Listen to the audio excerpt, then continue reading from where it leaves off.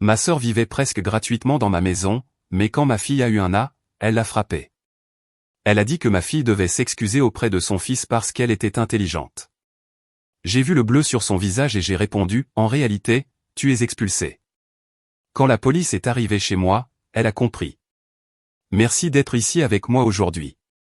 J'espère que tu passes une merveilleuse journée, où que tu sois. J'aimerais beaucoup que tu partages dans les commentaires de quelle ville ou de quel pays tu nous regardes, et quelle heure il est chez toi. Maintenant, commençons notre histoire ensemble.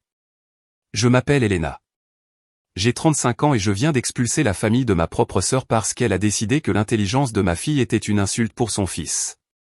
Avant de te raconter comment un simple examen de maths a détruit notre famille et nous a conduit à un affrontement au tribunal qui a révélé une année d'abus cachés, dis-moi d'où tu nous regardes dans les commentaires. J'adore voir jusqu'où vont ces histoires. Tout a commencé un mardi. Les mardis étaient censés être des jours faciles. C'était le jour où ma fille Mia allait chez sa tante pour étudier avec son cousin Léo. C'était une routine que nous avions mise en place il y a 2 ans, juste après la mort de mon mari.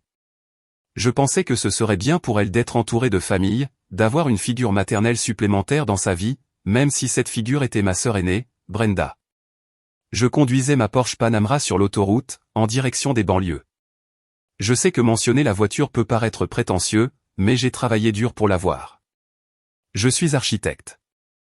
J'ai construit mon entreprise à partir de rien, en travaillant 80 heures par semaine tout en élevant seule une petite fille. Cette voiture était mon seul luxe.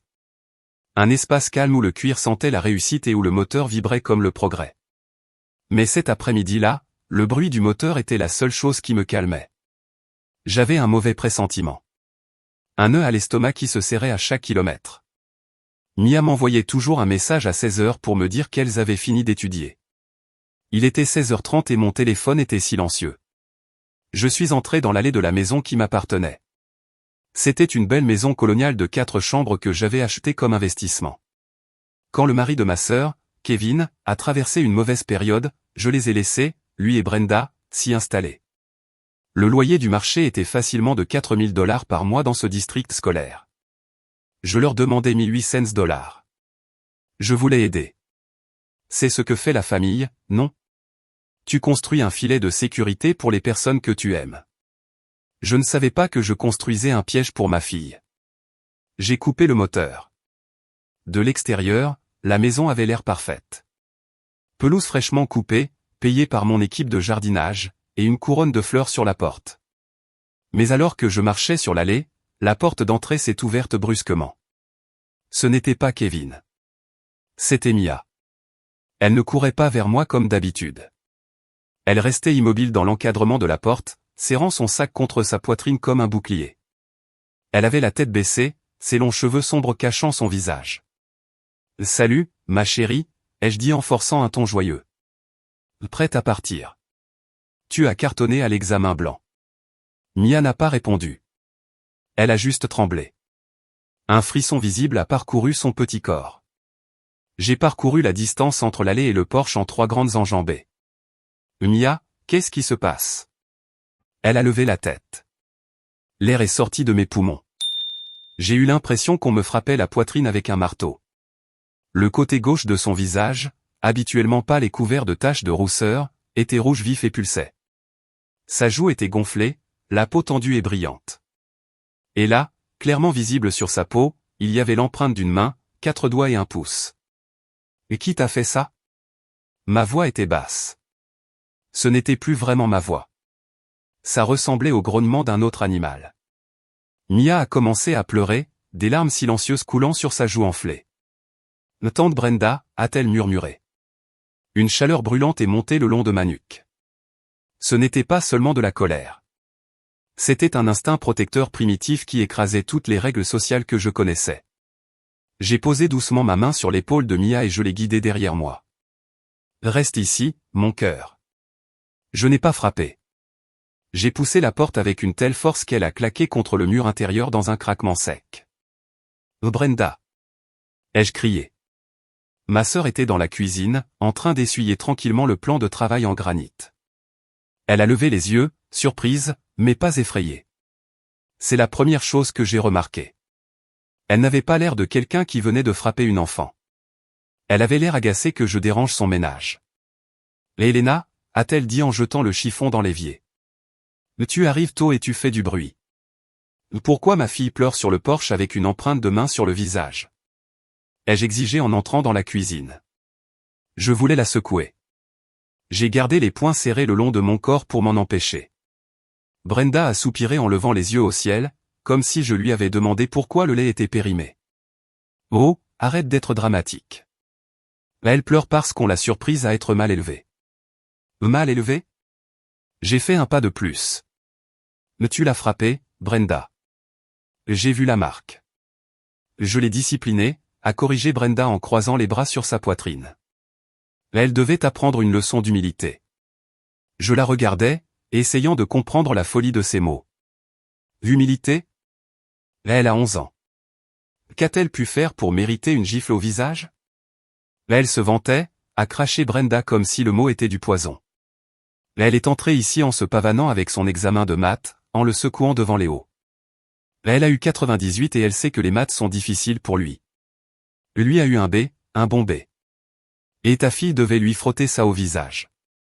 Elle était contente de sa note, ai-je répondu en élevant la voix. Ce n'est pas se vanter, c'est être fier. Et elle l'a frappé pour ça? Elle a fait se sentir stupide mon fils.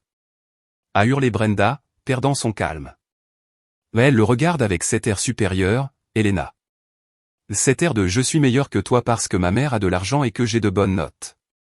Je ne permettrai pas ça dans ma maison. Ma maison. Je lui ai dit de s'excuser auprès de Léo pour l'avoir fait se sentir inférieur.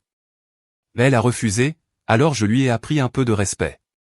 J'ai regardé autour de moi. Les appareils électroménagers en acier que j'avais payés. Le carrelage que j'avais payé. Le toit au-dessus de sa tête que je payais. Ta maison? Ai-je demandé doucement. Oui, ma maison, a-t-elle ricané. Où j'élève mon fils pour qu'il soit une bonne personne, pas un robot scolaire. Mais elle doit s'excuser, Elena.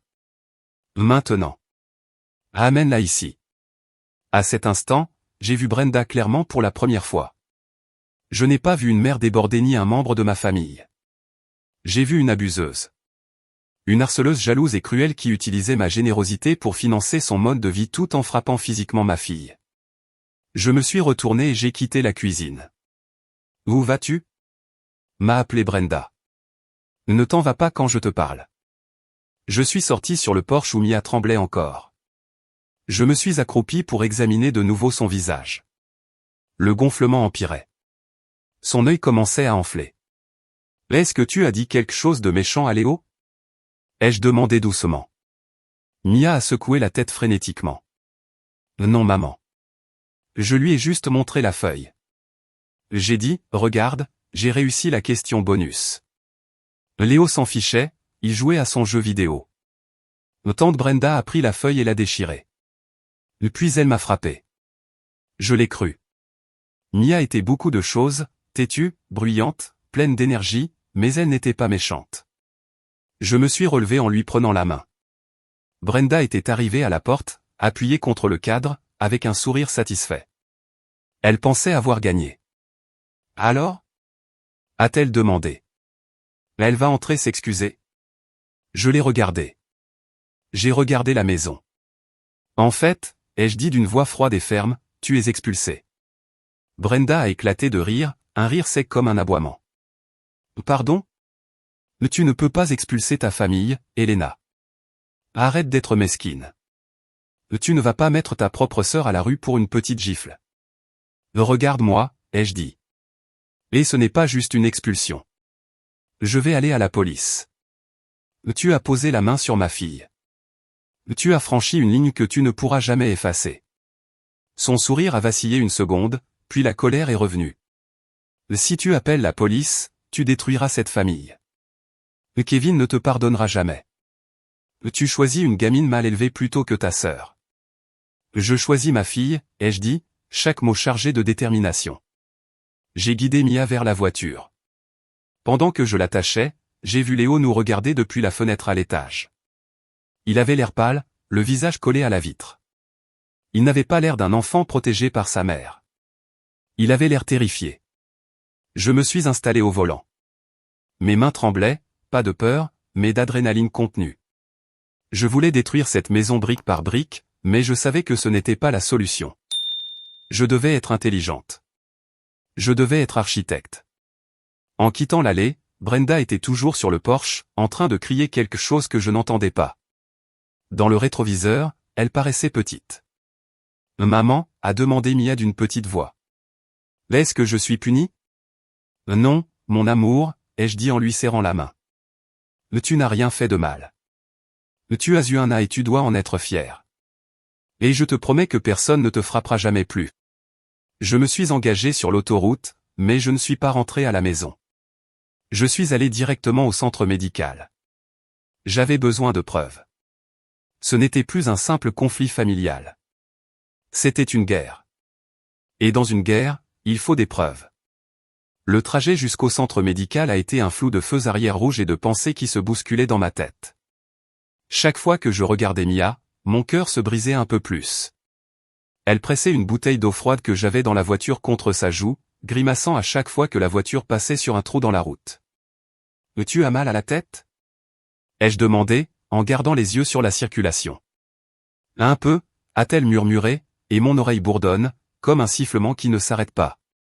J'ai serré le volant jusqu'à ce que mes jointures deviennent blanches. Des acouphènes.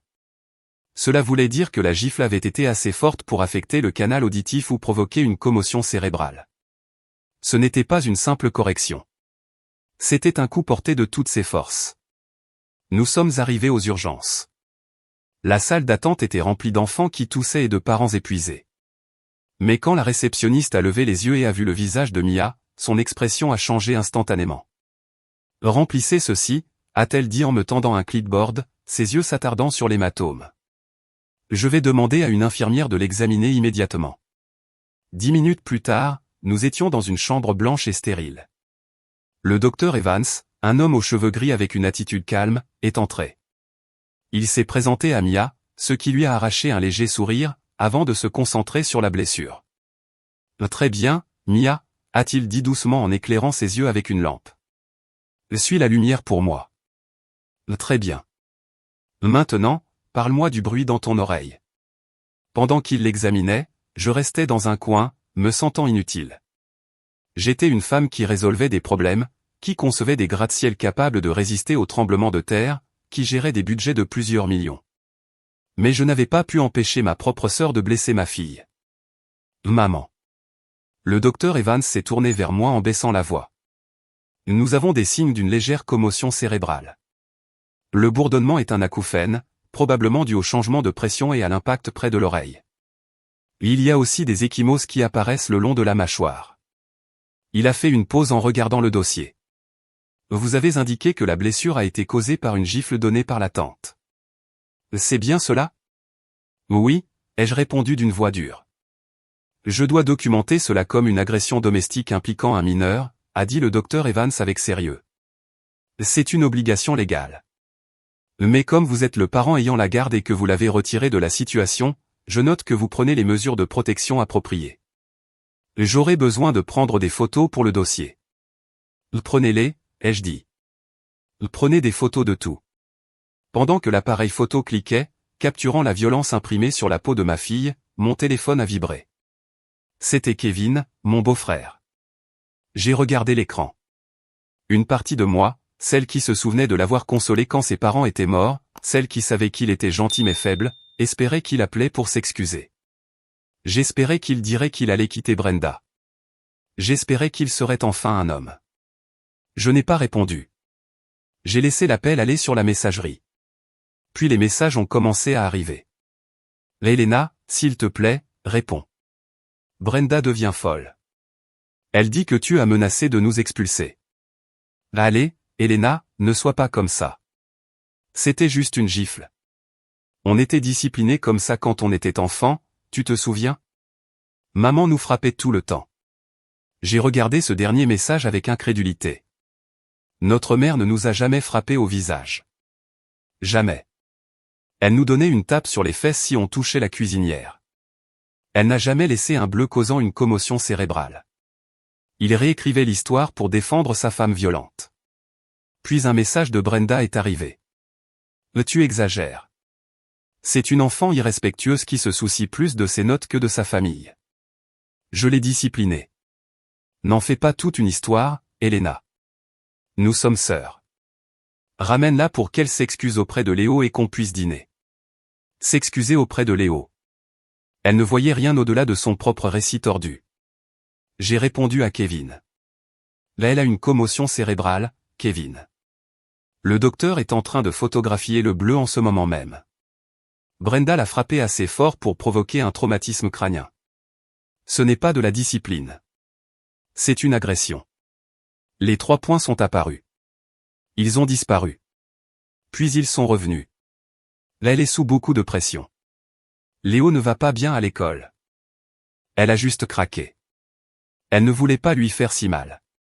S'il te plaît, n'implique pas la police. Ça va ruiner sa réputation à l'association des parents d'élèves. Et mon travail aussi. J'ai failli jeter le téléphone à l'autre bout de la pièce. Sa femme avait causé une commotion cérébrale à ma fille, et lui s'inquiétait de sa réputation et de son travail. À ce moment-là, j'ai compris que mon beau-frère n'était pas seulement une victime de Brenda. Il était un complice. Il avait tellement peur de faire des vagues qu'il laissait sa femme percer des trous dans le bateau pendant que tout le monde se noyait. Madame Elena, le docteur Evans m'a tendu une liasse de papier. Voici les instructions de sortie. Surveillez les nausées et les vertiges.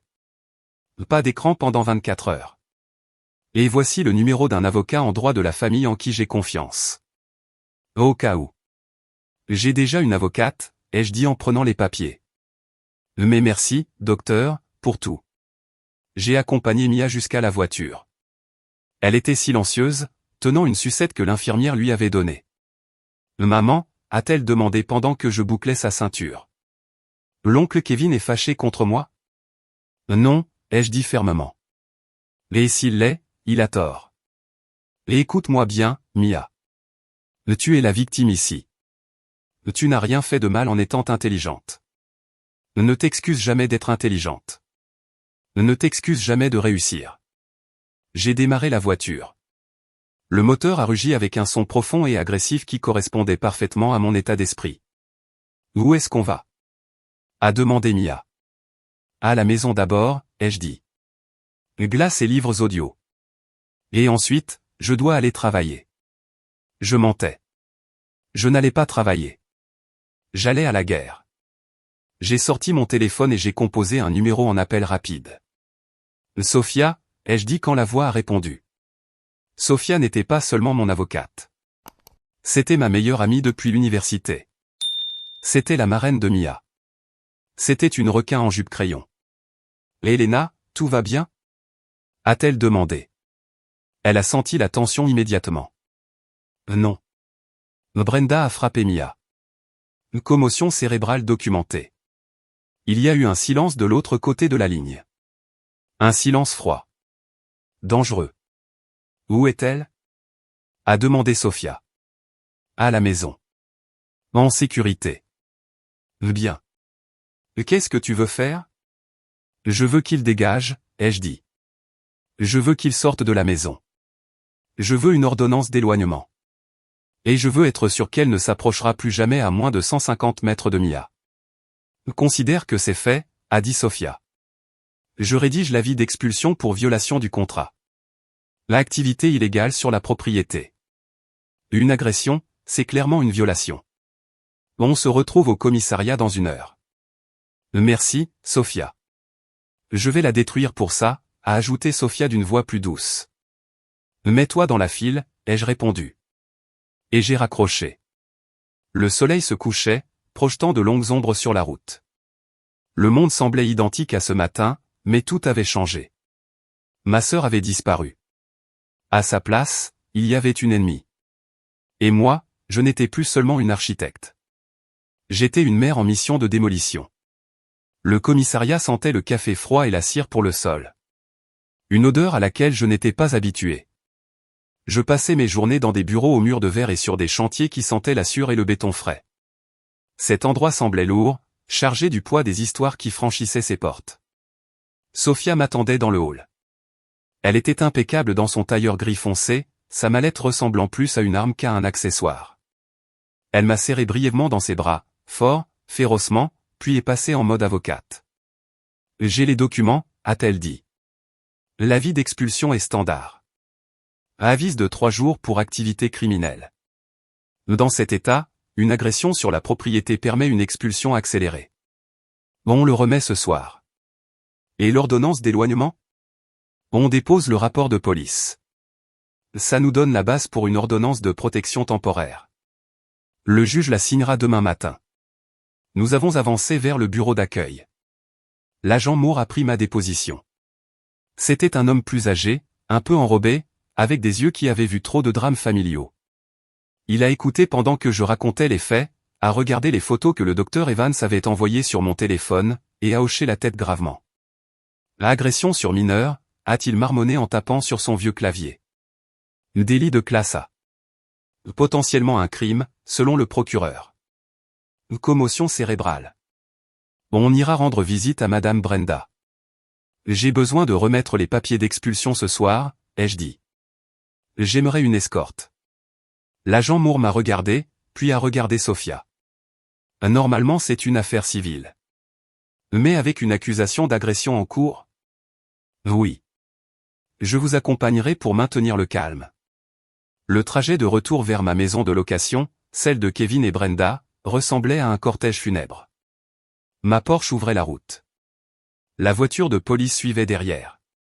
Je voyais les voisins regarder par leurs fenêtres pendant que les lumières de la police clignotaient silencieusement dans le crépuscule.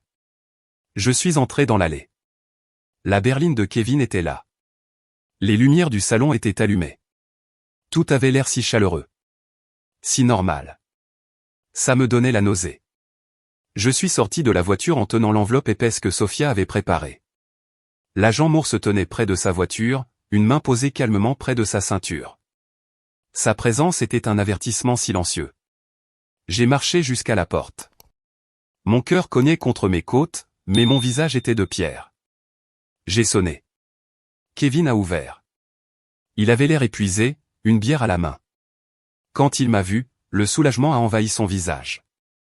Puis, instantanément, la panique, quand il a aperçu la voiture de police derrière moi. « Helena » bégaya-t-il. « Qu'est-ce que tu fais ? Pourquoi il y a un policier ? » « Je te l'ai dit, Kevin » ai-je répondu d'une voix plate. « Je protège ma fille. » Brenda est apparue derrière lui. Ses yeux se sont agrandis quand elle a vu l'agent Moore. « Tu as appelé la police ?» a-t-elle crié. « Sérieusement ? Contre ta propre famille ? Tu as commis un crime, Brenda » ai-je dit assez fort pour que les voisins entendent. « Tu as agressé une enfant. Ce n'est pas une affaire de famille. C'est une affaire pénale. » C'était juste une gifle, a-t-elle hurlé en poussant Kevin.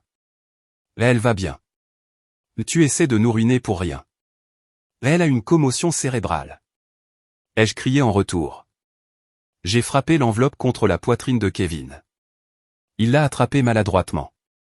C'est quoi ? A-t-il demandé, les mains tremblantes. Un avis d'expulsion. 3 jours. Vous avez 72 heures pour quitter les lieux.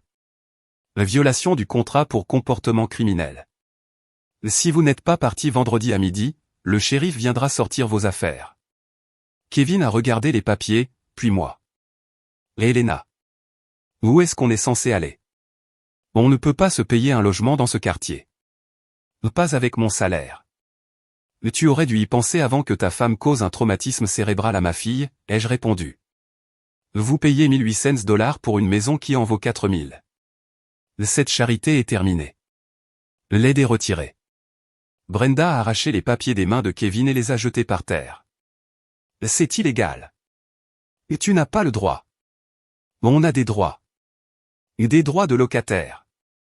En fait, a dit Sophia en s'avançant depuis la voiture de police, sa voix tranchant l'air de la nuit comme un couteau, selon le code de l'État, la commission d'un crime violent sur la propriété annule les protections locatives standards. Vous avez 3 jours. Et demain matin, vous recevrez aussi une ordonnance d'éloignement. Si vous vous approchez à moins de 150 mètres de Mia ou d'Helena, vous allez en prison. Brenda est devenue violette. Elle a regardé le policier, puis Sophia, puis moi. Elle a compris qu'elle était dépassée. Monstre, a-t-elle sifflé. Tu es un monstre riche et arrogant. Tu crois que ton argent te permet de tout contrôler? Mon argent a acheté cette maison, ai-je répondu. Et mon argent va protéger ma fille de toi. Commencez à faire vos cartons. Je me suis retourné pour partir. Je te poursuivrai en justice. A crié Brenda derrière moi. Je prendrai la moitié de ton entreprise. Je sais des choses, Elena. Je sais pour l'héritage. Je me suis arrêté. L'héritage? Nos parents étaient morts avec des dettes. Le seul argent existant était celui que j'avais gagné moi-même. Elle délirait. J'ai regardé Kevin. Il fixait la vie d'expulsion posée sur la pelouse. Ses épaules étaient affaissées. Il avait l'air brisé. Kevin, ai-je dit. Il a levé les yeux. Tu as un choix. Tu peux rester avec elle, une femme qui frappe des enfants. Ou tu peux être un homme et protéger ton fils. Mais ce soir, tu ne peux pas tout avoir. Kevin a regardé Brenda, haletante de rage. Puis il m'a regardé. Puis il a baissé les yeux vers ses chaussures. C'est ma femme, Elena, a-t-il murmuré. Alors tu es expulsé aussi, ai-je répondu. Je suis monté dans ma voiture. L'agent Moore m'a fait un signe de tête et est resté sur place pour s'assurer qu'il ne me suive pas. En m'éloignant, je n'ai pas ressenti la satisfaction que j'imaginais. J'ai ressenti une douleur profonde et creuse. Je venais de couper la dernière branche de mon arbre généalogique. Mais ensuite, j'ai pensé à Mia, assise à la maison avec une poche de glace, effrayée par le bourdonnement dans ses oreilles. Et la douleur s'est transformée en détermination. Il voulait une guerre. Il n'avait aucune idée. Je n'étais pas seulement une architecte. J'étais une experte en démolition. Et je ne faisais que commencer. Le lendemain matin, le silence a été brisé, non pas par un appel, mais par une notification. J'étais dans ma cuisine en train de faire des pancakes pour Mia. Elle était assise au comptoir, portant ses gros écouteurs pour atténuer le bruit, l'air encore pâle mais de bonne humeur. J'essayais de garder les choses normales. Puis mon téléphone s'est allumé. C'était une capture d'écran envoyée par une amie dont la femme faisait partie du groupe Facebook des mamans de la banlieue. Urgent. J'ai besoin de conseils. Le message disait. Comment gérez-vous un membre de la famille toxique qui utilise sa richesse pour vous maltraiter? Ma sœur, une architecte riche de la ville, vous connaissez sûrement son cabinet, vient de m'expulser, moi, mon mari et mon fils innocent, parce que nous avons eu un désaccord sur l'éducation des enfants. Elle nous met à la rue en 3 jours. Elle essaie de séparer mon mari de moi. C'est de la violence financière. S'il vous plaît, partagez. #famille toxique #boycott. Il y avait déjà 400 j'aime et 200 commentaires en 3 heures. C'est horrible. C'est quoi le nom de son cabinet? On devrait lui laisser de mauvais avis. Les riches pensent qu'ils peuvent tout acheter. Courage maman. Mon sang a bouilli. Elle jouait parfaitement la victime. Elle avait omis la commotion cérébrale. Elle avait omis le loyer ridiculement bas. Elle mobilisait toute la communauté contre moi. Maman, a demandé Mia en retirant un écouteur. Pourquoi tu as l'air d'avoir mangé un citron? Rien, chérie, ai-je répondu en retournant un pancake. Juste des choses du travail. Mais ce n'était pas seulement Facebook. 2 heures plus tard, après avoir déposé Mia dans mon bureau, je ne me sentais pas encore en sécurité de l'envoyer à l'école. Ma secrétaire, Linda, est entrée. Elle était pâle. Elena, a-t-elle dit, la directrice de l'école de Mia est en ligne. J'ai pris le téléphone. Madame Gabel, bonjour. Bonjour, Madame Elena, a-t-elle répondu d'une voix rigide. J'ai besoin que vous veniez à l'école immédiatement. Nous avons reçu une plainte sérieuse concernant l'intégrité académique de Mia et des accusations concernant son comportement. J'arrive dans 20 minutes, ai-je dit. J'ai conduit jusqu'à l'école, l'esprit en ébullition. Intégrité académique. Mia était excellente parce qu'elle étudiait, pas parce qu'elle trichait. Quand je suis entré dans le bureau de la directrice, l'atmosphère était glaciale. Madame Gabel était assise derrière son bureau, les mains croisées sur un dossier. Madame Elena, a-t-elle commencé. Ce matin, nous avons reçu un appel de votre sœur, Brenda. Elle affirme que Mia a confié à son cousin Léo qu'elle avait la clé des réponses de l'examen de mathématiques. Elle affirme aussi que vous l'avez acheté à un enseignant. Je l'ai regardé fixement. Vous plaisantez. Vous connaissez Mia. Vous me connaissez. Je le sais, a dit Madame Gabel. Mais l'accusation va plus loin. Elle affirme que vous utilisez des médicaments pour améliorer les performances, précisément de l'Adral non prescrit, pour aider Mia à rester concentrée. Elle a exigé que nous fouillions le casier de Mia et qu'on lui fasse un test de dépistage. C'est une vengeance, ai-je dit en frappant la coudoir de la chaise. J'ai expulsé Brenda hier soir parce qu'elle a agressé physiquement Mia. Mia a une commotion cérébrale. J'ai le rapport médical ici. J'ai sorti les papiers de mon sac et les ai posés sur le bureau. Madame Gabel les a pris. Ses yeux se sont écarquillés en lisant les notes du docteur Evans. Elle l'a frappé parce que Mia a eu un A, ai-je continué. Et maintenant, elle essaie de détruire la réputation de Mia parce que je lui ai tenu tête. Madame Gabel a reposé les documents. Son attitude rigide s'est adoucie, remplacée par une inquiétude sincère. Elle a ouvert un tiroir et a sorti un autre papier. Je suis contente que vous m'ayez montré cela, Elena, parce que ça met ceci en contexte. Elle a fait glisser un document vers moi. C'est un formulaire de retrait, daté d'hier après-midi. Qu'est-ce que c'est? Ai-je demandé. Une demande de transfert du dossier scolaire de Mia vers un autre district, a expliqué Madame Gabel. Elle est arrivée par fax hier à 16h45. Il y a votre signature. J'ai regardé la signature. C'était une mauvaise imitation. Ça ressemblait à mon nom, mais la boucle du E était fausse. Je n'ai jamais signé ça, ai-je dit, la voix tremblante de colère. Je m'en doutais, a répondu Madame Gabel. Le fax provenait d'un numéro associé à Kevin. Je ne l'ai pas traité parce que je sais que vous ne retireriez jamais Mia sans un rendez-vous. Mais Elena, ça va au-delà d'une simple diffamation. Elle a essayé de retirer votre fille de l'école. Mon estomac s'est noué. Ce n'était plus seulement une question de réputation. C'était une question de contrôle. Brenda voulait effacer le succès de Mia. Puis-je avoir une copie de ce document? Ai-je demandé. Pour la police. Bien sûr, a répondu Madame Gabel. Je suis sorti de l'école, le faux document brûlant presque dans ma poche. J'ai rouvert Facebook. Le message s'était propagé à la page de la communauté locale. Des gens appelaient au boycott de mon cabinet d'architecture. Je me suis assise dans ma voiture et j'ai respiré profondément. Elle voulait une guerre publique. J'ai appelé Sophia. Elle a falsifié ma signature pour essayer de retirer Mia de l'école. Ajoute-le à la pile, a répondu Sophia. C'est une fraude. Une fraude électronique, puisqu'elle a utilisé un fax. Bon, on va l'enterrer, Elena. Kevin essaie de te joindre, a-t-elle ajouté. Il a appelé ton bureau. Il dit que c'est urgent. Il dit qu'il a des informations. J'ai hésité. C'était peut-être un piège. Ou peut-être que le maillon faible était enfin en train de céder. Dis-lui de me retrouver à mon bureau, ai-je dit. Mais seulement s'il vient sans Brenda. Sinon, j'appelle la police. Je suis retourné à mon cabinet. Le ciel était gris, annonçant la pluie. Une tempête approchait, au sens propre comme au sens figuré. J'ai traversé l'accueil sans m'arrêter, ignorant les regards inquiets de mon équipe qui avait sûrement vu le drame sur Facebook. Je me suis assise dans mon bureau, regardant l'horizon que j'avais moi-même aidé à construire. J'avais conçu des bâtiments capables de résister à des vents violents, mais je devais maintenant concevoir une défense contre mon propre sang. La porte s'est ouverte. Kevin est entré. Il avait l'air d'avoir vieilli de 10 ans en une nuit. Ses yeux étaient rouges et injectés de sang.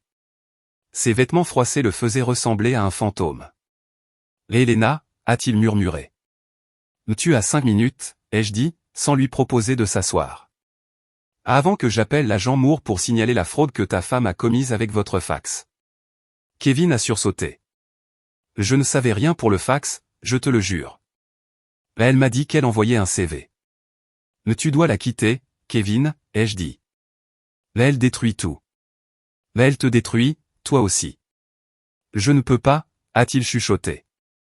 Elle dit qu'elle prendra Léo. Elle dit qu'elle dira à tout le monde que je l'ai violenté. Elle est folle, Elena. J'ai peur d'elle. C'était la première fois qu'il l'admettait. La peur. Je peux t'aider, ai-je dit en me penchant vers lui. Mais tu dois te lever. Tu dois dire la vérité. Kevin a levé les yeux vers moi, les larmes aux yeux. Tu ne comprends pas. Ce n'est pas seulement la gifle. C'est l'argent. Toute la maison. Quoi, la maison? Ai-je demandé. Elle te poursuit en justice, a dit Kevin d'une voix tremblante. Elle a trouvé un avocat, un certain monsieur Thorne, qui travaille au pourcentage. Elle va dire que la maison a été achetée avec l'argent de l'héritage de maman et papa que tu m'as volé. Elle va demander un trust constructif. C'est un mensonge, ai-je crié. Maman et papa sont morts avec des dettes. J'ai payé leurs funérailles. J'ai les reçus. Je le sais, a murmuré Kevin. Mais elle va mentir. Et elle veut que je la soutienne. Mais elle dit que comme elle est l'aînée, elle a le droit de gérer l'héritage. Et tu vas le faire? Ai-je demandé. Le silence qui a suivi était assourdissant.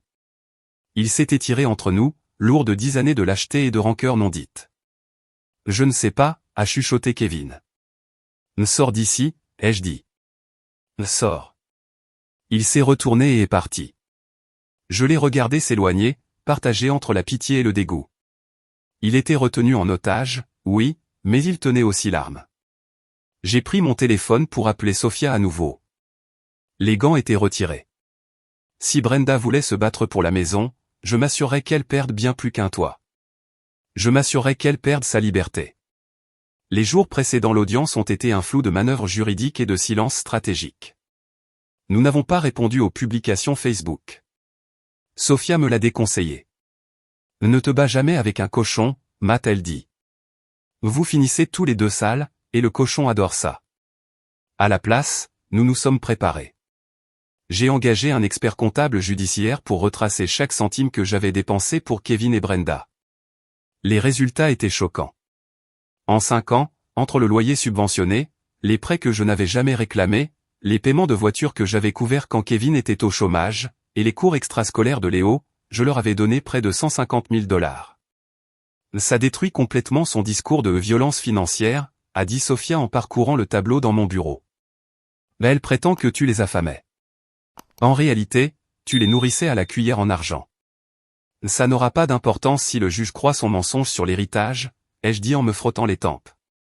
Le stress me rongeait. Je dormais à peine.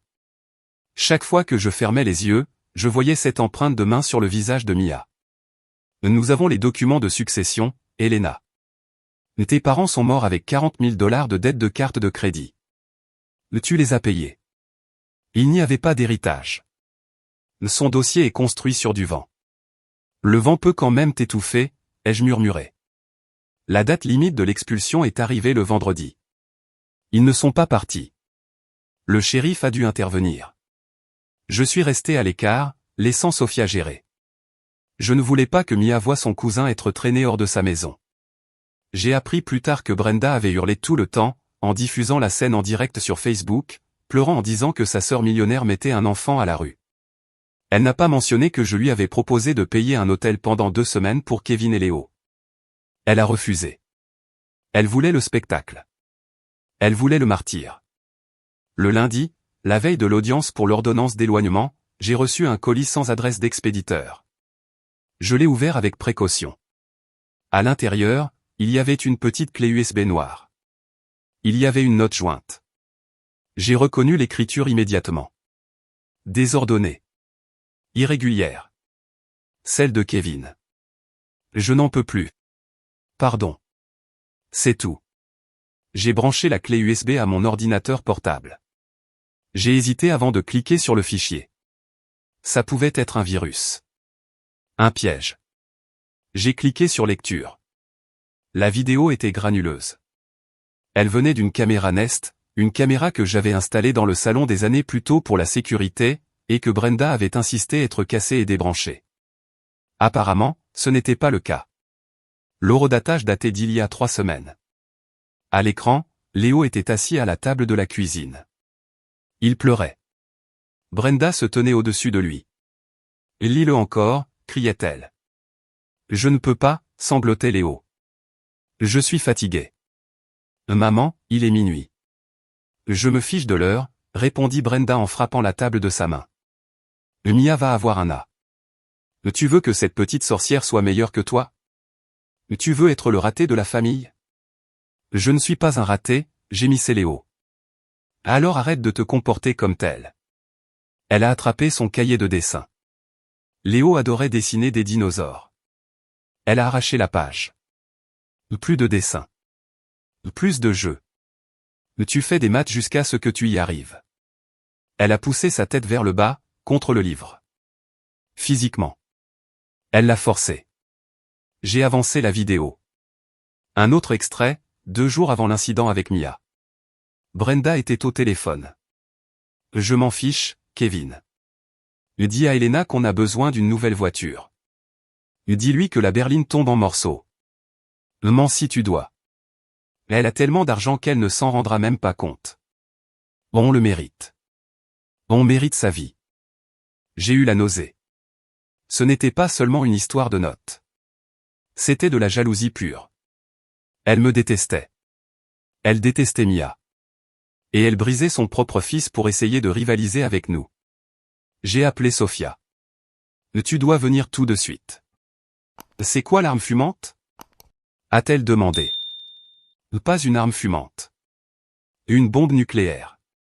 Nous avons regardé les images ensemble, en silence. Quand la vidéo s'est terminée, Sophia, qui était avocate en divorce depuis 20 ans et qui avait tout vu, était pâle. Ça change tout, a-t-elle dit. Ce n'est pas seulement l'agression contre Mia. C'est de la maltraitance infantile systématique contre Léo. Et ça prouve aussi l'extorsion financière. On peut l'utiliser. Ai-je demandé. Oui. C'est recevable. C'est ta maison. Tu as installé le système. Tu es propriétaire des données. Elle n'avait aucune attente de vie privée dans une maison qui ne lui appartenait pas, surtout pendant la commission d'un crime. Kevin a envoyé ça, ai-je dit. Il s'est retourné contre elle. Ou il a compris que s'il ne le faisait pas, il perdrait son fils, a ajouté Sophia. Le lendemain matin, le tribunal était plein. Brenda avait rassemblé ses soutiens de Facebook. Une douzaine de femmes portaient des t-shirts disant « Justice pour Brenda ». Elle me regardait avec haine quand je suis entré. J'ai gardé la tête haute en serrant ma mallette. Mia était à la maison avec un agent de sécurité privé que j'avais engagé. Je ne prenais aucun risque. Brenda était assise à la table de la défense. Elle avait l'air modeste ce jour-là. Pas de bijoux. Les cheveux attachés. Un cardigan bon marché. Elle jouait parfaitement le rôle de la mère opprimée. Kevin était assis à côté d'elle, les yeux fixés sur la table. Il n'a pas levé la tête quand je suis entré. Tout le monde debout, a annoncé l'huissier. La juge Sterling est entrée. C'était une femme d'une 60aine d'années, avec des yeux perçants derrière ses lunettes de lecture. Elle n'avait pas l'air du genre à tolérer les imbéciles. Nous sommes ici pour l'affaire Elena contre Brenda, a-t-elle dit. Une demande d'ordonnance d'éloignement permanente et affaires connexes. L'avocat de Brenda, Monsieur Thorne, un homme qui semblait vivre de poursuivre des ambulances, s'est levé. Votre honneur, a-t-il commencé d'une voix dégoulinante de fausse sincérité, il s'agit d'un cas tragique d'une femme riche et puissante utilisant ses ressources pour intimider une mère en difficulté. Ma cliente reconnaît un incident mineur de discipline, une simple tape sur la joue, qui a été exagérée pour l'expulser et lui voler son héritage. Une tape. La juge Sterling a regardé les photos du visage de Mia sur son bureau. Maître, cet enfant a l'air d'avoir affronté un boxeur. Il y a un diagnostic de commotion cérébrale. Exagéré par des médecins payés, a balayé Thorne de la main. Le vrai problème est la provocation. L'enfant Mia a intimidé son cousin. Ma cliente a agi pour protéger le bien-être émotionnel de son fils. J'ai serré la mâchoire. L'audace était incroyable. Et, a poursuivi Thorne, nous déposons une demande conventionnelle. Nous réclamons un droit de propriété sur la maison. Nous avons des témoignages indiquant que les parents voulaient que cette maison revienne à Kevin et Brenda. Des témoignages? A levé un sourcil la juge Sterling. De qui? De Kevin B, a répondu Thorne en désignant mon beau-frère. Mon cœur s'est arrêté. Kevin m'avait trahi. Il avait envoyé la clé USB juste pour me distraire. Il allait mentir sous serment. J'ai regardé Sophia. Elle était tendue. Monsieur B, a dit la juge Sterling. Veuillez vous avancer à la barre. Kevin s'est levé. Il a marché lentement vers la barre des témoins. Il ressemblait à un homme marchant vers la potence. Il a juré de dire la vérité. Monsieur B, a demandé Thorne avec un sourire. Vos parents vous ont-ils dit que l'argent utilisé par Elena pour acheter la maison était en réalité le leur? La salle est devenue silencieuse. Brenda regardait Kevin avec des yeux grands ouverts, le suppliant de mentir. Elle lui a fait un léger signe de tête. Kevin a regardé Brenda. Puis il m'a regardé. Puis il a regardé la juge. Non, a dit Kevin. L'air est sorti de la pièce. Pardon? A cligné Thorne. Je crois que vous avez mal compris la question. Non, a répété Kevin, la voix plus forte. Mes parents sont morts avec des dettes. Elena a tout payé. Elle a acheté la maison avec son propre argent. Elle nous a laissé y vivre presque gratuitement parce qu'elle nous aimait. Brenda s'est levée d'un bond. Kevin, qu'est-ce que tu fais? Là, asseyez-vous, a ordonné la juge en frappant son marteau. Et concernant l'incident avec Mia, a continué Kevin, des larmes coulant sur son visage, Brenda ne l'a pas simplement touchée. Elle l'a frappée violemment parce qu'elle était jalouse. Elle a toujours été jalouse. Et Kevin? A hurlé Brenda. Tais-toi, lâche inutile. Je suis un lâche, a dit Kevin en la regardant. Je l'ai été pendant 10 ans. Mais pas aujourd'hui. Je ne te laisserai plus faire de mal à Léo. Il s'est tourné vers la juge. Votre honneur, ma belle-sœur a une vidéo. Vous devez la voir. La salle d'audience a explosé. Brenda était debout.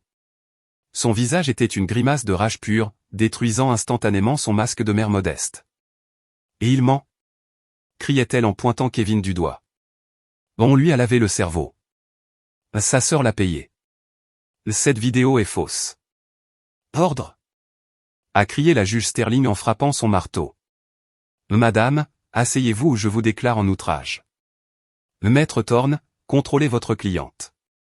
Thorne avait l'air de vouloir disparaître sous la table. Il a attrapé le bras de Brenda et l'a tiré vers le bas en lui murmurant furieusement à l'oreille. Sophia s'est levée, parfaitement calme. Votre honneur, sur la base du témoignage du témoin, nous demandons à présenter l'annexe comme preuve. Les images vidéo du système de sécurité de la maison. Objection. A bredouillé Thorne. Violation de la vie privée. Ces images ont été obtenues illégalement. La maison appartient à ma cliente, a répondu Sophia calmement. Le système de sécurité est sa propriété. Et puisque le témoin, le mari de l'accusé, a fourni les images volontairement, il n'y a aucune attente de vie privée concernant des actes criminels. La juge Sterling a regardé par-dessus ses lunettes. Objection rejetée. Lancez la vidéo. L'huissier a branché mon ordinateur portable aux écrans de la salle d'audience. Les lumières se sont tamisées. D'abord, il y a eu le son. La voix de Brenda, aiguë et cruelle, a rempli le silence du tribunal. Tu es stupide, comme ton père. Puis l'image est apparue. La scène où elle déchire le cahier de dessin de Léo. La scène où elle lui pousse la tête vers le bas. La scène où elle admet l'arnaque de la voiture. Puis est venu un extrait que je n'avais pas encore vu. Un extrait que Kevin avait dû découvrir plus tard. C'était le jour de la gifle. Mia était debout dans l'embrasure de la porte, tenant sa feuille d'examen, souriante. Tati Brenda, regarde, j'ai réussi la question bonus. Brenda n'a même pas regardé la feuille. Elle s'est approchée de Mia et a balancé son bras. Le bruit de la gifle a résonné dans les haut-parleurs du tribunal. Un bruit lourd et écœurant. Mia est tombée en arrière contre le cadre de la porte. Petite garce, a sifflé Brenda dans la vidéo. Tu crois que tu es meilleur que mon fils? Tu n'es rien. La vidéo s'est arrêtée. La salle d'audience était plongée dans un silence total. Les femmes qui portaient les t-shirts « Justice pour Brenda » regardaient maintenant le sol, la honte brûlant sur leur visage. L'une d'elles a même retiré son t-shirt et l'a rangé dans son sac. La juge Sterling a retiré ses lunettes. Elle a regardé Brenda avec une expression de pur dégoût. Madame B, a dit la juge d'une voix dangereusement calme, en 20 ans de carrière, j'ai rarement vu une démonstration aussi claire de méchanceté non provoquée. Brenda tremblait. Elle ne criait plus. Elle hyperventilait. La réalité venait de lui tomber dessus. La demande concernant la maison est rejetée avec préjudice, a déclaré la juge Sterling. L'ordonnance d'éloignement est accordée pour 5 ans.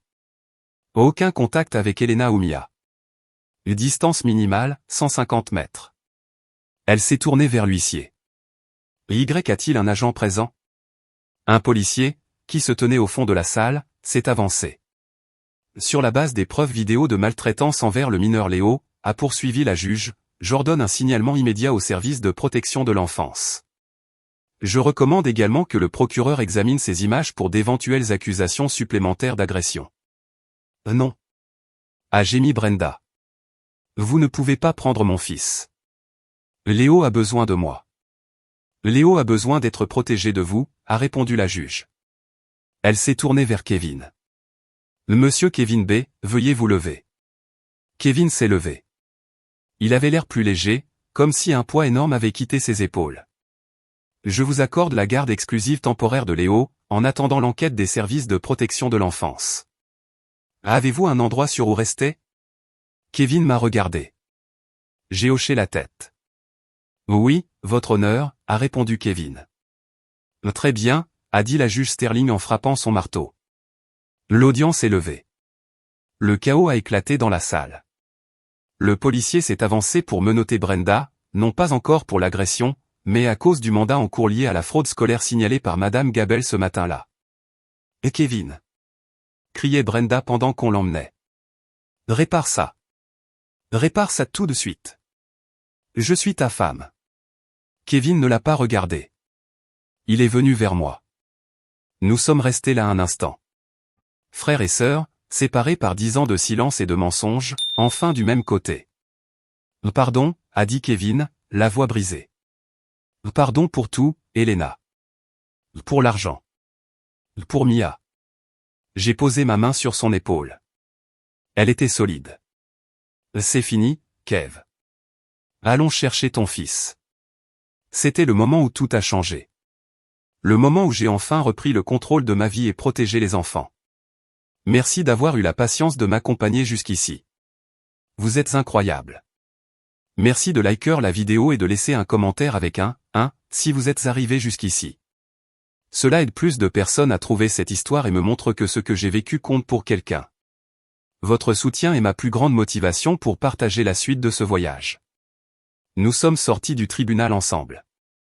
Le groupe, Justice pour Brenda, s'est écarté comme la mer Rouge pour nous laisser passer. Personne n'a dit un mot. Dehors, le soleil brillait. C'était la première fois depuis une semaine que le ciel était bleu. Nous sommes allés à l'école chercher Léo. Quand il a vu la voiture de Kevin et ma Porsche derrière, il a eu l'air confus. Quand Kevin est sorti et lui a dit « Maman ne reviendra pas pendant un moment. Tu viens avec nous ?» L'expression sur le visage de l'enfant n'était pas de la tristesse. C'était du soulagement. Un soulagement pur. Ce soir-là, ma maison était pleine. Mia était sur le canapé, enfin sans la poche de glace, montrant à Léo comment jouer à un nouveau jeu vidéo. Kevin était dans la cuisine, en train de m'aider à cuisiner, quelque chose qu'il n'avait pas fait depuis des années. Je suis sorti sur la terrasse avec un verre de vin. J'ai levé les yeux vers les étoiles. J'avais perdu une sœur. J'avais perdu des milliers de dollars. Ma réputation avait pris un coup dans le moulin à rumeurs de la ville. Mais j'ai regardé à travers la porte vitrée. Mia riait. Léo souriait. Kevin était en sécurité. J'avais gagné la guerre. Le silence dans ma maison, cette première nuit, était lourd. Mais ce n'était pas le silence oppressant d'une tombe. C'était le silence d'un champ de bataille après que les canons se sont enfin tus. Kevin et Léo se sont installés dans l'aile des invités. J'avais commandé des pizzas, 5 sortes différentes, parce que je ne savais plus ce que Léo aimait, et cette idée me rongeait. Je me suis assise dans mon bureau avec un verre de whisky à la main, regardant mon téléphone. Sophia, mon avocate, avait appelé 1 heure plus tôt avec une mise à jour. Brenda était détenue sans possibilité de libération sous caution en attendant sa mise en examen pour fraude. Les accusations d'agression étaient en cours, mais avec les preuves vidéo et le risque de fuite, elle avait apparemment tenté de retirer 10 000 $ d'un compte commun juste avant l'audience. Le juge ne voulait prendre aucun risque. J'ai entendu frapper doucement au cadre de la porte. C'était Kevin. Il avait l'air d'un homme échoué après un naufrage. Il portait l'un de mes vieux sweats d'université, beaucoup trop grand pour lui. Le stress des dernières années l'avait réduit à l'état d'os et de nerfs. « Et il dort ?» ai-je demandé. « Oui », a répondu Kevin en entrant. Il m'a demandé s'il devait mettre une alarme à 5 heures du matin pour étudier. Quand je lui ai dit non, qu'il pouvait dormir jusqu'à midi s'il voulait, il s'est mis à pleurer. J'ai pris une gorgée de whisky, la brûlure me ramenant à la réalité. Là, elle dirigeait un camp de prisonniers, Kevin. Pas une maison. Kevin s'est laissé tomber dans le fauteuil en cuir en face de moi. Je le sais, a-t-il dit. Je le vois maintenant. Mais quand tu es dedans, c'est comme si la température montait d'1 degré chaque jour. Tu ne te rends pas compte que tu brûles jusqu'à ce que ta peau commence à se décoller. On doit retourner demain à la maison de location, ai-je dit en passant en mode professionnel. Il faut récupérer les vêtements de Léo, ses jouets, et évaluer les dégâts. Kevin a frissonné. Je ne sais pas si je peux y retourner. Tu dois le faire, ai-je dit fermement. Tu dois fermer cette porte, physiquement et symboliquement. Et nous devons trouver les dossiers financiers. Si elle falsifiait ma signature pour des documents scolaires, Dieu sait ce qu'elle faisait avec tes comptes bancaires. Le lendemain matin, sous un soleil dur et implacable, nous sommes retournés à la maison qui m'appartenait, la maison qui avait été le théâtre de cette tragédie. Le sceau de la police était sur la porte, mais comme j'étais la propriétaire et Kevin le locataire, nous avions l'autorisation d'entrer pour récupérer les affaires personnelles. L'odeur nous a frappés en premier. Un mélange de désodorisant bon marché et de quelque chose en train de pourrir. Nous sommes entrés dans le salon. C'était le chaos. Pas le chaos d'un déménagement forcé, mais le chaos d'un esprit qui se désagrège. Il y avait des piles de factures impayées coincées dans des vases. Il y avait des boîtes de vêtements chers, encore avec leurs étiquettes, cachées derrière le canapé. Tu m'avais dit que l'argent était serré, ai-je dit en levant un sac de marque avec encore une étiquette de 500 $. Le visage de Kevin est devenu blanc. Là, elle m'a dit qu'on était ruinés. Et elle disait que ton loyer nous étranglait. Je lui donnais tout mon salaire toutes les 2 semaines. Là, elle me donnait une petite somme pour l'essence et le déjeuner. Nous sommes allés dans le bureau, ou ce que Brenda appelait son centre de commandement. J'ai commencé à ouvrir les tiroirs. Ce n'était pas seulement en désordre. C'était criminel. J'ai trouvé des cartes de crédit. 10 cartes. Tout au nom de Kevin. Tu as ouvert une carte et Max Farnon ? Ai-je demandé en tenant une carte noire. Non, a chuchoté Kevin. Je n'ai qu'une carte de débit. J'ai ramassé le relevé posé à côté. Le solde était de 24 000 $. Les dépenses, journée au spa, bijoux, honoraires de coach de vie. Et, chose étrange, plusieurs paiements à une société de gestion de réputation en ligne.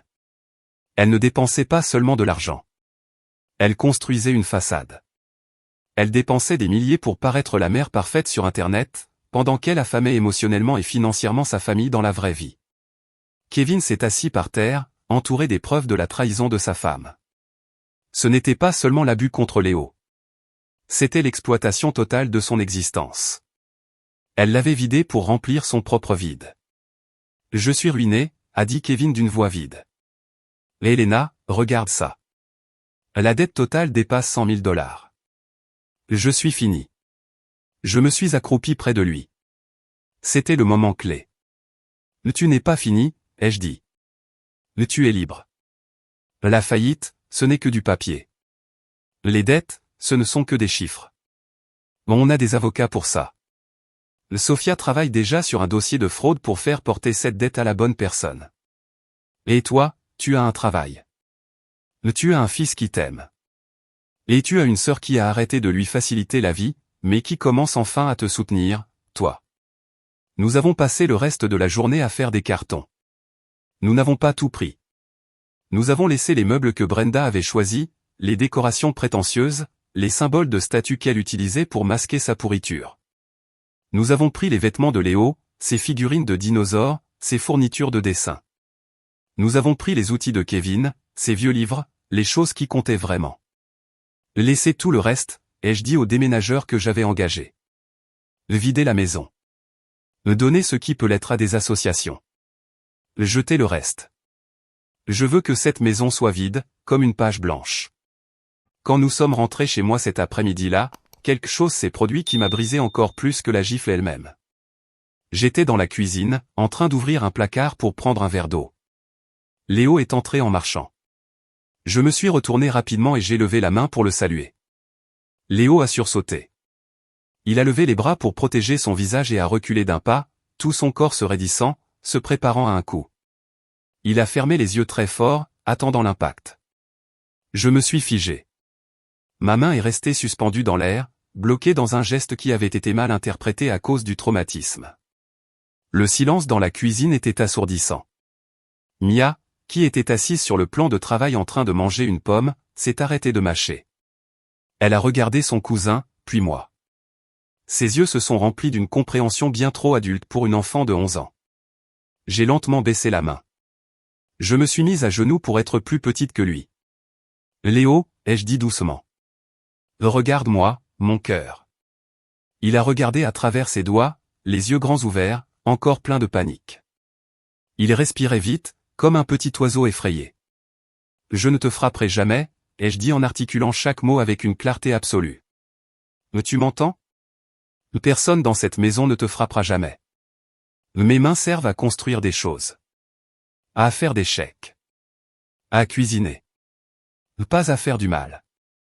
Léo a lentement baissé les mains. Il tremblait encore. Il a regardé Mia, cherchant une confirmation. Elle dit la vérité, a dit Mia d'une voix calme et sûre. Maman se met parfois en colère, surtout dans les embouteillages ou avec des entrepreneurs nuls qui utilisent du mauvais ciment, mais elle ne frappe pas.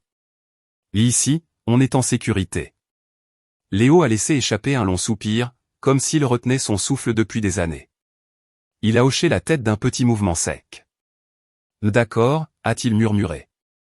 D'accord, ai-je répété. Je cherchais juste un verre. Tu veux un peu de jus d'orange? Ce soir-là, après que les enfants se sont endormis, Kevin m'a retrouvé sur la terrasse. J'ai vu ça, a-t-il dit d'une voix rauque. Dans la cuisine. Quand il s'est protégé. Ça prend du temps, Kev, ai-je répondu en regardant la piscine éclairée. Les réflexes sont difficiles à effacer. Le corps se souvient de ce que l'esprit essaie d'oublier. Je dois m'excuser auprès de Mia, a-t-il dit. Je ne l'ai pas encore fait. J'ai trop honte. Je n'arrive pas à la regarder sans voir mon échec. Ne me le dis pas à moi, ai-je répondu en pointant la porte vitrée. Dis-le lui à elle. Elle est encore réveillée, elle lit. Je suis resté dans l'ombre pendant que mon beau-frère entrait dans le salon. Il s'est assis au bord du canapé où Mia était recroquevillée avec un livre de Harry Potter. Je n'entendais pas chaque mot, mais je voyais le langage du corps. J'ai vu Kevin, un homme adulte, pleurer, la tête baissée, les épaules secouées par la culpabilité. Puis j'ai vu ma fille, l'enfant à la commotion cérébrale, l'enfant qui avait été giflé et humilié. Elle a posé son livre, s'est penchée et l'a serré dans ses bras. Elle a tapoté son dos, réconfortant l'adulte qui n'avait pas su la protéger. C'était une démonstration de grâce que je n'étais pas sûr de posséder moi-même. À ce moment-là, j'ai compris que Mia était plus forte que nous tous. Elle n'était pas seulement intelligente. Elle était gentille. Et le plus grand péché de Brenda n'avait pas été la gifle. C'était d'avoir essayé d'éteindre cette lumière, parce qu'elle n'en avait aucune elle-même. Le temps a commencé à s'écouler différemment après ça. Les premiers mois ont été un mélange de paperasse et de thérapie. La tempête était passée, mais les débris étaient nombreux, et il fallait nettoyer. 6 mois plus tard, les saisons avaient changé. Les ciels gris de ce printemps chaotique avaient laissé place à la chaleur dorée et paresseuse de la fin de l'été. Ma maison, autrefois un refuge calme pour une mère veuve et sa fille, était devenue un joyeux désordre bruyant et merveilleux. Il y avait des crampons de foot près de la porte. 2 sacs à dos sur le plan de travail. Des disputes constantes pour la télécommande. Et des rires. Beaucoup de rires. J'étais sur la terrasse en train de retourner des hamburgers et de la viande sur le barbecue. L'odeur du charbon et de la viande qui grésillait remplissait l'air. Cette odeur universelle du week-end. Maman, regarde ça. J'ai regardé vers la piscine. Mia était debout sur le plongeoir. Elle était complètement rétablie. Le bleu physique avait disparu en 2 semaines, mais la guérison émotionnelle avait pris plus de temps.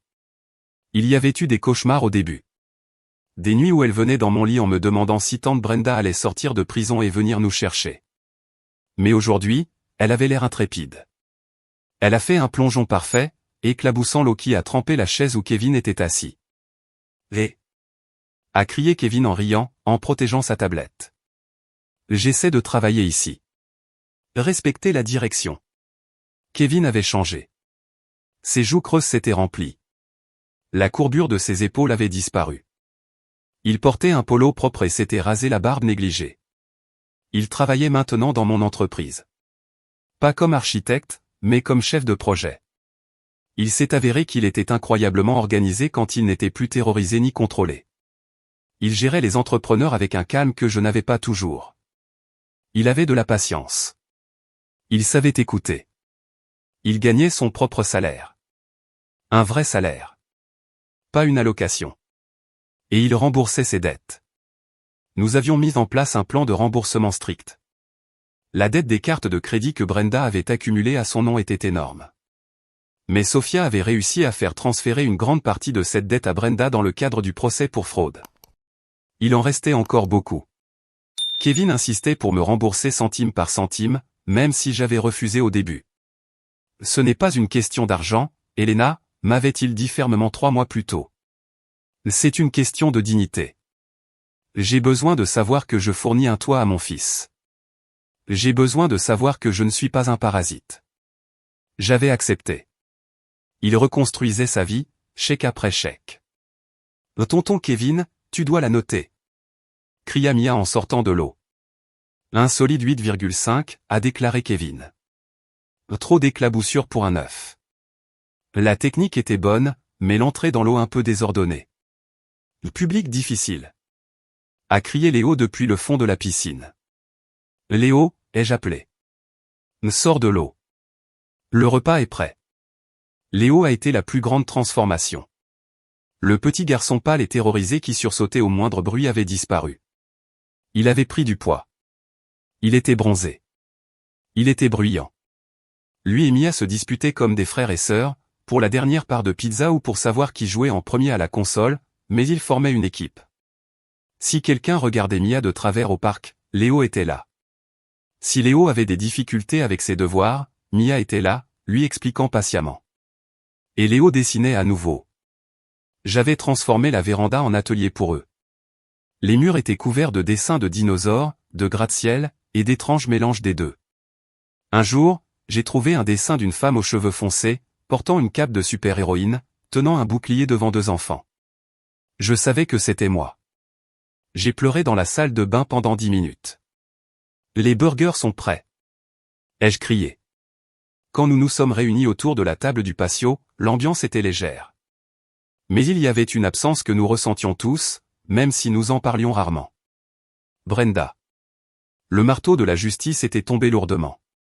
Face à la montagne de preuves, la vidéo de maltraitance, les documents scolaires falsifiés, la fraude aux cartes de crédit, l'extorsion, son avocat lui avait conseillé d'accepter un accord de plaidoyer. Elle n'avait aucune échappatoire. Brenda avait plaidé non-contestation pour mise en danger d'un mineur, vol d'identité et fraude aggravée. Elle avait été condamnée à 18 mois dans un établissement à sécurité minimale, suivi de 5 ans de liberté conditionnelle. L'ordonnance d'éloignement était permanente. Elle avait perdu toute garde sur Léo. Au début, elle a essayé d'écrire depuis la prison. Les lettres arrivaient dans des enveloppes blanches officielles. Elles étaient d'abord pleines de colère, m'accusant de lui avoir volé sa vie. Puis le ton avait changé. Elles étaient devenues suppliantes, parlant de Dieu, disant qu'elle avait changé, disant qu'elle manquait à son bébé Léo. Kevin n'y est jamais allé. Je me souviens du jour où la 3e lettre est arrivée. Kevin était dans la cuisine, tenant l'enveloppe, les mains tremblantes. « Tu vas l'ouvrir » lui ai-je demandé. Il a regardé l'écriture de Brenda, cette écriture dure qui avait contrôlé sa vie pendant des années. Il n'a rien dit. Il a marché jusqu'à la cheminée, a allumé une allumette et a regardé le papier se tordre et devenir noir. Les mots de manipulation sont devenus des cendres. « Je ne peux pas la sauver, Elena » m'a-t-il dit ce soir-là. J'ai passé 10 ans à essayer de la sauver d'elle-même, et elle m'a noyé. Je dois sauver Léo. Je dois me sauver moi-même. Il a confié le reste des lettres à Sofia, pour les conserver comme preuve de harcèlement si nécessaire. Nous avons dîné. La conversation coulait naturellement.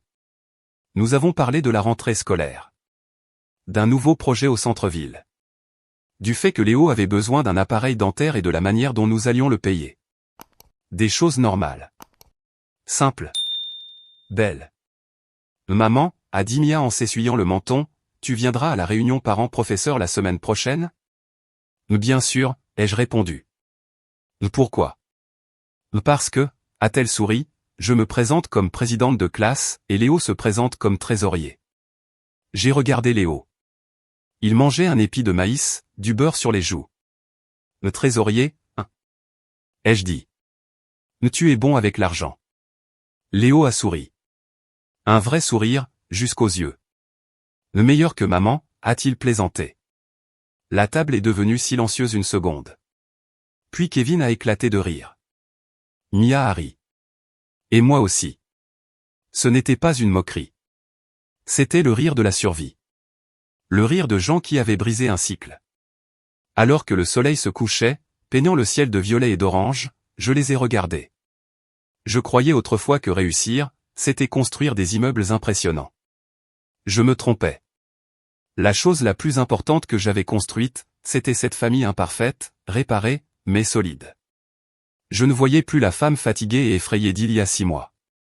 Je voyais une femme qui avait tracé une ligne et l'avait défendue. La famille, ce n'est pas seulement le sang. C'est le respect. C'est la protection. C'est choisir les enfants, toujours. Je suis Elena. Et ceci est ma vérité. À bientôt pour une nouvelle vidéo.